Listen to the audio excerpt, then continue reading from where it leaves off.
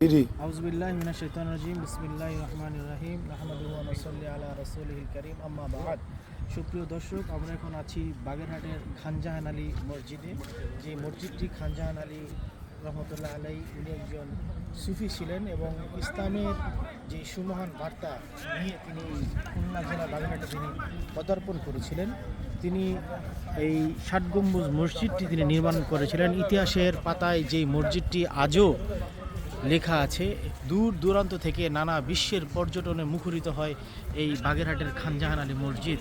ইতিহাসের পাতায় পাতায় যার নাম লেখা আছে তিনিই ছিলেন খান জাহান আলী। তিনি পানি নিষ্কাশন থেকে শুরু করে এই বাগেরহাট জেলার ইসলামের সুমহান আদর্শ রাসূল করিম সাল্লাল্লাহু আলাইহি সাল্লামের যেই সুমহান বার্তা এই বাগেরহাটের তিনি পৌঁছে দিয়েছিলেন। এই খান জাহান আলী রহমতুল্লাহ আলাইহি এই ৬০ গম্বুজ মসজিদটি তিনি নিজ হাতে তৈরি করেছিলেন। এই মসজিদে ৬০টি গম্বুজ এখনও বিদ্যমান। এই ৬০টি মসজিদের অনুসরণেই এই মসজিদটি ৬০ গম্বুজ মসজিদ নামে ইতিহাসের পাতায় এখনও লেখা রয়েছে। সুপ্রিয় দর্শক, আমরা আজকে সেই খান জাহান আলীর নিজ হাতে গড়া ৬০ গম্বুজ মসজিদটি দেখানোর জন্য আমরা আপনাদের সামনে উপস্থিত হয়েছি। এখন আমরা আপনাদেরকে খান জাহান আলীর নিজ হাতে একটি মসজিদ তৈরি করেছিলেন সেই মসজিদটি এখন আমরা আপনাদেরকে দেখাবো। আমরা এখন মসজিদের ঠিক বাইরের ফটকে আছি। আমরা আস্তে আস্তে আপনাদেরকে এই মসজিদের ভিতর আমরা নিয়ে যাব। আপনারা চলুন আমাদের সাথে এবং দেখুন খান জাহান আলীর নিজ হাতে গড়া ৬০ গম্বুজ মসজিদটি। দর্শক, আমরা আস্তে আস্তে প্রবেশ করছি এই খান জাহান আলী মসজিদের ভিতরে। আপনারা দেখতে পাচ্ছেন খান জাহান আলী রহমতুল্লাহ আলাইহি নিজ হাতে করা এই মসজিদটি খুব নিখুঁত কারুকাজ তিনি যেভাবে তৈরি করেছিলেন ঠিক সেরকমভাবেই আছে। সুবহানাল্লাহ।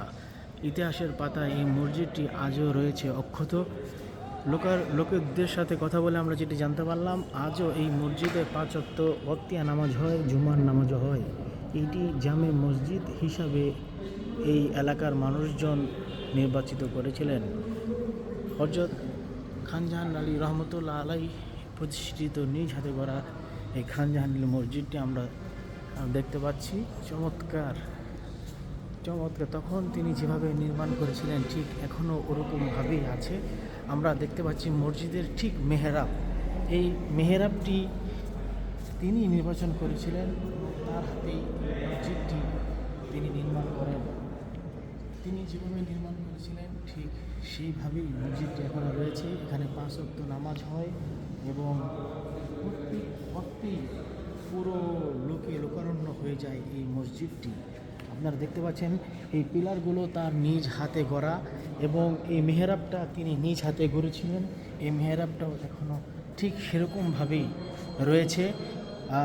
গভর্নমেন্ট সরকার তার নিজ হাতে গড়া এই মসজিদটি আর কোনো সংস্কার করেন নাই। তিনি যেরকমভাবে করেছিলেন ঠিক সেরকমভাবেই আছে।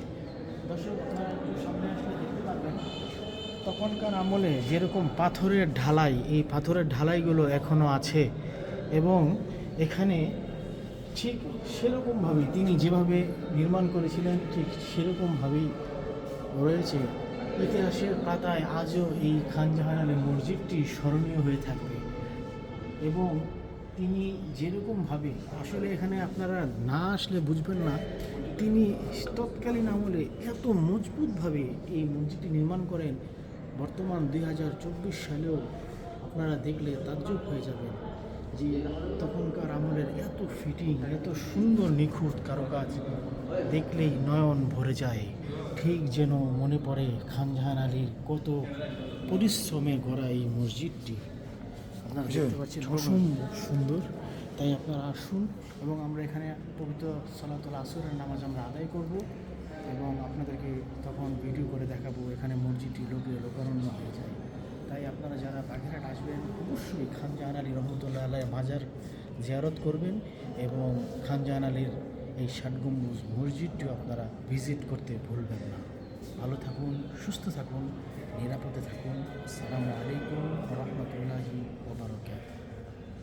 মাউথটা আমি দরকার আছে। পড়ি আমিন।